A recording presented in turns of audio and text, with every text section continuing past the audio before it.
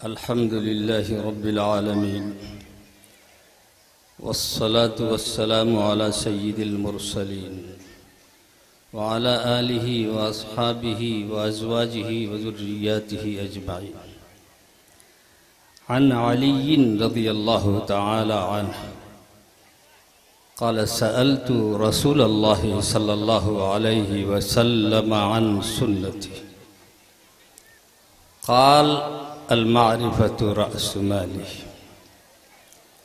वल अक़्लु अस्लु दीनी वल हुब्बु असासी इला आखिरिल हदीस। हज़रत वलीदपुर का ये शानदार जानदार इजलास आम, जिसको वलीदपुर के नौजवानों ने मुनक़िद किया है, और सच्ची बात यह है कि ये काम नौजवान ही कर सकता है। तो क़ाबी रूह जब बेदार होती है जवानों में, नजर आती है उसको अपनी मंजिल आसमानों में, क़ुव्वते अमल जवानों में है, और दुआएं बुजुर्गों से लेकर जब ये हमारा नौजवान मैदान अमल में आता है तो उलुल आज़माने दानिशमंद जब करने पे आते हैं, समंदर पाटते हैं, कोह से दरिया बहाते हैं। तो ये वलीदपुर एक बड़ा महल्ला है, एक बड़ा कस्बा है, और इसमें बहुत सारे महल्ले हैं, और मैं समझता हूं कि हर महल्ले के नौजवान बेदार हैं। और जब ये बेदार होंगे तो इंशाअल्लाह एक इनकलाब आएगा। फितनों का ज़माना है, और फितने मुख्तलिफ शक्लों में रोज रूनुमा हो रहे हैं। और अगर आप किताबुल फितन पढ़ लें तो आपको समझ में आ जाएगा, जितना ज़माना क़यामत के करीब होता जाएगा और हुजूर पाक अलैहिस्सलातु वस्सलाम के ज़माने से दूर होता चला जाएगा, इतनी तारीकी, इतने फितने बढ़ते चले जाएंगे। और ऐसे मौके पे मैं यहाँ के नौजवानों और बुजुर्गों से कहूँगा कि आलिम बाअमल से अपना रिश्ता ज़रूर बाकी रखें, वरना कब आप उचक लिए जाएं और कब आप राह से भटका दिए जाएं कुछ पता नहीं। आपकी कोई जमानत नहीं है कि आप राह मुस्तकीम पे रह पाएंगे। ऐसे फितने रूनुमा हो रहे हैं जो इसी दीनी लिबादे के अंदर होंगे और इसी कुरान और हदीस की बातें करते हुए होंगे, लेकिन आपका रिश्ता हुजूर पाक अलैहिस्सलातु वस्सलाम की उस तालीमात से काट देंगे और आपको पता भी नहीं चलेगा। शिर्क कितनी पोशीदा तरीके पे हमारे दिलों में आ रहा है, हमें इसका एहसास नहीं होता है। हुजूर पाक अलैहिस्सलातु वस्सलाम ने फरमाया कि शिर्क की मिसाल एक काले पहाड़ पे काली रात में वो काली चींटी जिस तरह चलती है, उसकी आहट भी नहीं महसूस होती, इसी तरह से शिर्क हमारे दिलों में जगह बना रहा है, हम उसका एहसास भी नहीं करते। मेरे बुजुर्गों और दोस्तों, तकरीर तो नहीं करना है, हमारे बड़े अच्छे अच्छे खतीब यहाँ आए हुए हैं। मैंने एक रिवायत पेश की है, और रिवायत हजरत अली करमल्लाह वजह से मरवी है, और आप जानते हैं हजरत अली करमल्लाह वजह का मकाम, इस पे भी मुझे नहीं बोलना है। और ये रिवायत ऐसी है कि हजरत अली करमल्लाह वजह ने हुजूर पाक अलैहिस्सलातु वस्सलाम से सवाल फरमाया, अन सुन्नती, आपकी सुन्नत और आपका तरीका क्या। हुजूर पाक अलैहिस्सलातु वस्सलाम ने 17 बातें इसमें नकल की है, और कादी अयाज़ ने अश्शिफ़ाउ फ़ी हुक़ूक़िल मुस्तफ़ा में, इब्न क़य्यिम ने मदारिजुस सालिकीन में, शेखुल इस्लाम हिरवी ने अस्सातिरीन में इसकी शरह की। अब आप सोचे, एक रिवायत है, कुन्तु कंज़म मख़फ़ियन फ़अहबब्तु अन उअरफ़ा फ़ख़लक़तुल ख़ल्क़। अल्लाह रब्बुल इज़्ज़त ने फरमाया, एक मैं मख़फ़ी खजाना था, मैंने इस बात को पसंद किया कि मैं पहचाना जाऊं, तो मैंने मखलूक को पैदा किया। जी हजरात, आप बैठे हुए हैं, ये जो मखलूक, जो इंसान, जो हमारे भाई हैं, आपकी और हमारी तख्लीक का मकसद क्या है? अल्लाह ने कहा ये मोहब्बत है, मोहब्बत की बुनियाद पे मैंने अपनी मखलूक को पैदा किया है ताकि मैं पहचाना जाऊं।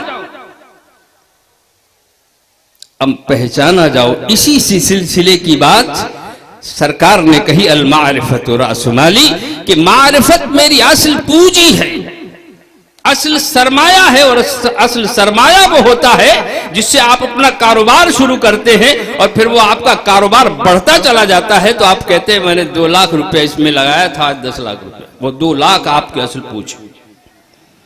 और सच बात यह है कि ये मारिफत है क्या? मारिफत तारुफ से निकला है, एक दूसरे को पहचानना। और ये तारुफ के 3 अंदाज है।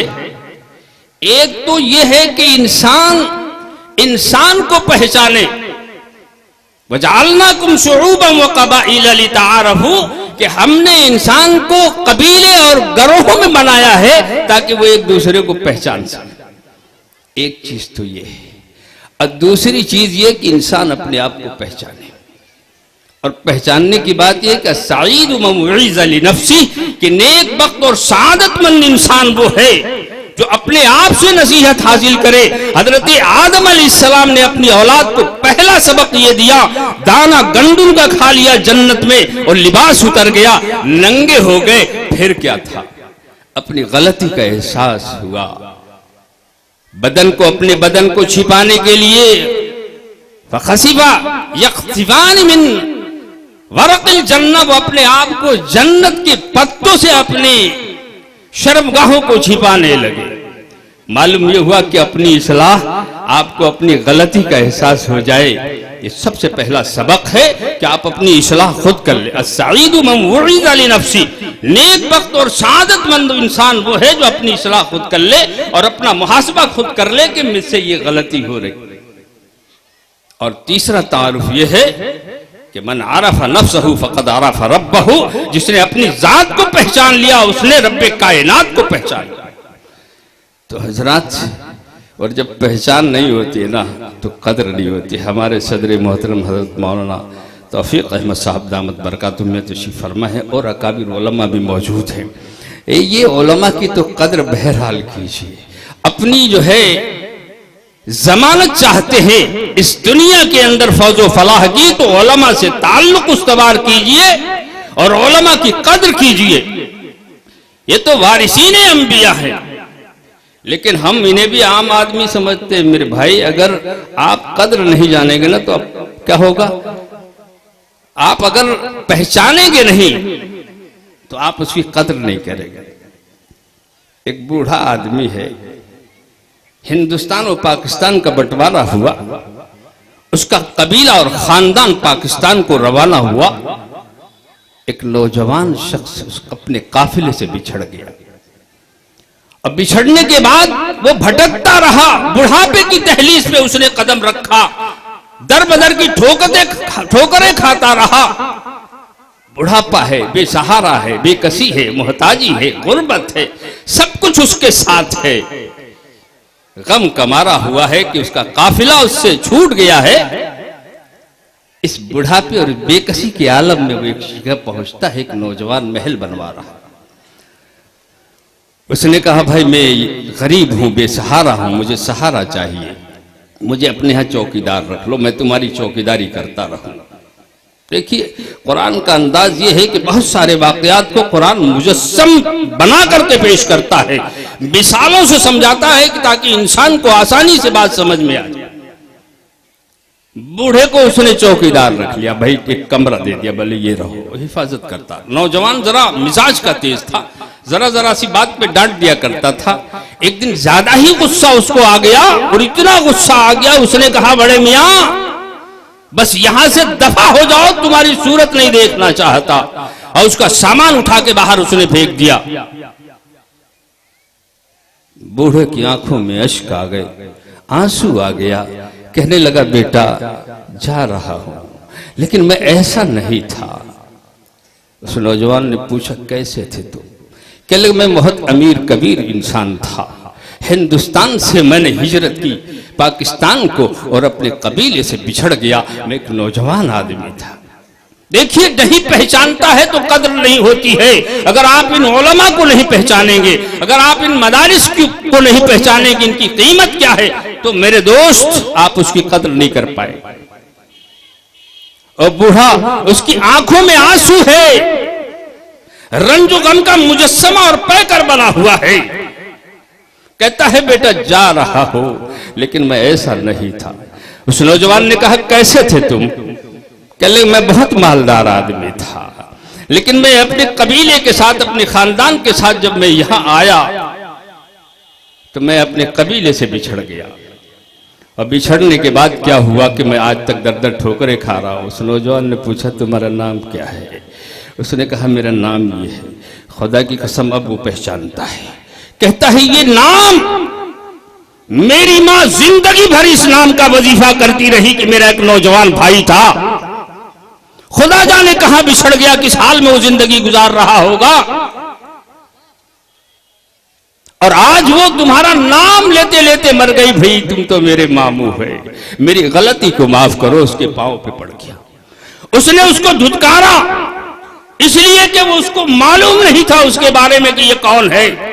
लेकिन जब उसे मालूम हो गया तो उसके कदमों में पड़ के माफी मांग रहा है।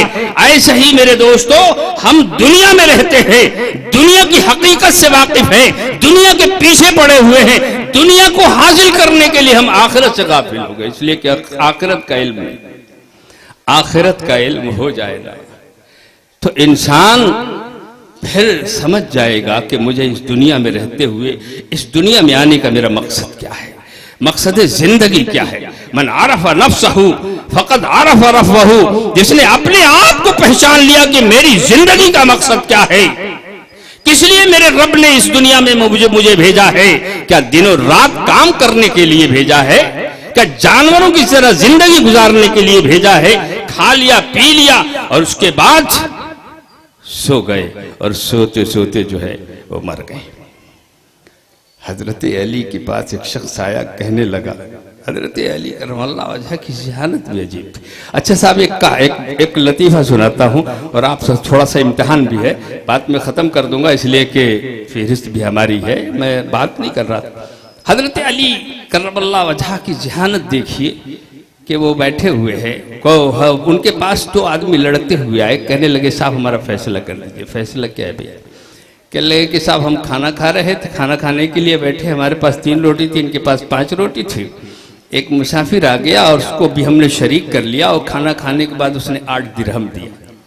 तो ये आदमी कहता है कि 3 रोटी तुम्हारी थी, 3 दिरहम तुम ले लो, और 5 रोटी मेरी थी, 5 दिरहम मैं ले लेता हूँ। कहता ना भाई आधा आधा कर लो। ये भी झगड़ा कर रहा है। हजरत अली करमल्लाहु वजह के पास मुकदमा पहुंचा तो हजरत अली ने कहा कि भाई ये जो कह रहा है मान न ले, 3 ले ले, 5 3 तेरी रोटी थी, 5 उसकी थी। कह लेना जी मुझे तो इंसाफ से फैसला चाहिए। अच्छा साहब, इंसाफ से फैसला अब मुझे बताइए कितना होना चाहिए, कितना होना चाहिए? अच्छा जरा सा जहन में रखिए, सोचिए कितना होना चाहिए। हजरत अली करमल्लाहु वजह ने हर रोटी के 3 टुकड़े किए, तो कितने टुकड़े हुए? 3 रोटी के 3 टुकड़े जब किए तो 9 टुकड़े हो गए, और 5 के जब 3 टुकड़े किए तो 15 टुकड़े हो गए। कह ले भाई अब इस जगह तो ये माना जाएगा कि सबने बराबर बराबर खाया है, लिहाजा तुम्हारे 9 टुकड़े हुए और 8 टुकड़े तुमने खा लिया। 8 तिरिके 24, 8 टुकड़े तुमने खा लिए, 1 टुकड़ा तुम्हारा इस मुसाफिर ने कहा, लिहाजा 1 दिरहम तू ले ले। और 5 टुकड़े इसके थे, 5 रोटी इसकी थी, 5 तिहाई 15 ये हुए, 8 इसने खाया, 7 इसके मुसाफिर ने खा लिया, 7 दिरहम इसके हो गए। देखिए कितना अजीब व गरीब हिसाब था। हजरत अली करमल्लाहु वजह ने एक अजीब मंजर पेश किया। किसी ने आया, कोई शख्स आया, कहने लगा माजर निकाह। जी निकाह का भी मौसम चल रहा है ना, निकाह क्या है? कहने लगे सुरूर व शहरिन, 1 महीने की खुशी। फिर उसने कहा सुम्मा माजा, फिर क्या है? कहने लुजूम व महरिन, फिर महर देना लाजिम है, महर की अदायगी करो। उसने कहा सुम्मा माजा, फिर क्या? तो आपने फरमाया हुमुम व दहरिन, और एक समाने का गम उसके ऊपर मुसल्लत हो गया। अब ये चीज और ये चीज, सारे इंतजामात बीवी के आने के बाद सारे मसाइल खड़े हो जाते हैं। फिर उसके बाद कहा सुम्मा माजा, उसने कहा, हजरत अली करमल्लाहु वजह ने कहा कुसूर व ज़हरिन, फिर तो कमर दोहरी हो जाती है। उसने कहा फिर सुम्मा माजा, उन्होंने कहा दुखूल व कब्रिन, फिर कब्र में पहुंच जाओगे तो मेरे साथ जिंदगी का ये कुल जो है हिसाब किताब है, आप समझ लीजिएगा इसे कि कब्र में हर तक मौत से हर एक को दो चार हो। अब होता क्या है, देखिए अक्ल जो है ऐसा होता है ना कि किसी चीज को जानने के लिए हवा से खमसा की जरूरत होती है, जहां हवा से खमसा बेकार हो जाते हैं अक्ल की जरूरत है। तफसील नहीं जाना चाहता, अक्ल की जहां परवाज खत्म होती है वहां से वही इलाही का आगाज होता है। मैं मिसाल दूंगा तो आपको समझ में आ जाएगी, लेकिन मुझे मिसाल भी नहीं देना है, नहीं तो हमारे अभी मुंतजमीन कहेंगे भाई ये तो नाजिम के लिए निजामत के लिए बोला तो तकरीर करना शुरू कर दिया, तो भाई शिकायत भी नहीं हो जाए। और शिकायत भी होती है तो मोहब्बत जितनी होती है, शिकायत ही से मिलते हैं मोहब्बत के मज़े पे हम, और शिकायत जितनी होती है मोहब्बत उतनी होती है। तो मसला ये है कि शिकायत भी होगी तो मोहब्बत की बिना भरा, लेकिन मैं ऐसा मौका नहीं देना चाहता। तो एक बात सिर्फ आपसे कहूँगा, एक है अक्ल माद और एक है अक्ल माश। अक्ल माश वो है कि हर चीज में दुनिया का नफा वो हासिल कर लेता है, कोई न कोई पॉइंट, कोई न कोई नुक्ता उसमें निकाल लेता है जिससे दुनिया का नफा हो जाए। मैं अब एक आदमी तरबूज की काश्त की ले गया बाजार में, सब फीके निकल गए, पता चला कि अब उसका तो तरबूज ही नहीं बिक रहा है। उसने जो है वो अक्ले माश को इस्तेमाल किया, पेंटर के पास गया, कहने लगा यार एक बोर्ड बना दे, एक बैनर बना दे। क्या लिखना भाई? बोले आपके शहर में पहली बार शुगर फ्री वाटर मिलोन यानी शुगर फ्री तरबूज लेके आया हूँ। भैया आप तो दूनी कीमत में बेच गया, क्योंकि शुगर से तो 80% 60% तो इंसान मुतासिर है, अब शुगर फ्री आ जाए तो डबल कीमत तो हो जाएगी। ये है अक्ले माश कि कहीं न कहीं उससे दुनिया का नफा वो हासिल कर लेती है, और एक होती है अक्ले माद जिससे आखिरत का निसाब आदमी बना लेता है। बुजुर्ग इस दुकान पे गए और कहने लगे, वो जब दुकान वाले को सामान लिया, सिक्का दिया तो कहने लगा खोटा है। अब ये तो बुजुर्ग मियां रोने लगे, रो रहे। दुकानदार ने कहा भाई साहब पैसा नहीं है तो आप ले जाइए फिर दे दीजिएगा। बोले बाबू रो ही रहे। एक साहब आए, कहने लगे भाई अगर आपके पास पैसा नहीं है तो मैं दे देता हूं, आप क्यों रोए जा रहे?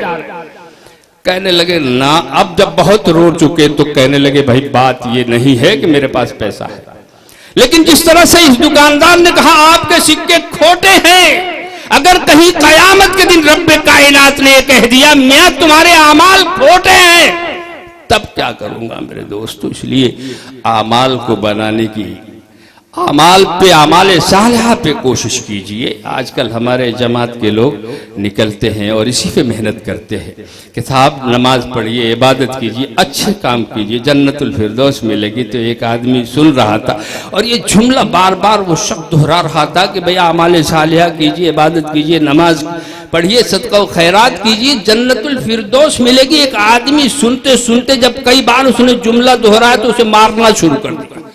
कहने लगा भाई, लोगों ने कहा भाई क्यों मार रहे हो? कहने लगा यार ये कह रहा है जन्नतुल फिरदौस मिलेगी, और जन्नतुल फिरदौस तो मेरी बीवी का नाम है, अगर इसको मिल जाएगी तो मैं क्या करूं? तो हजरत बात यह है कि वो जन्नतुल फिरदौस अपनी बीवी को समझ रहा था, बात कहाँ जा रही थी।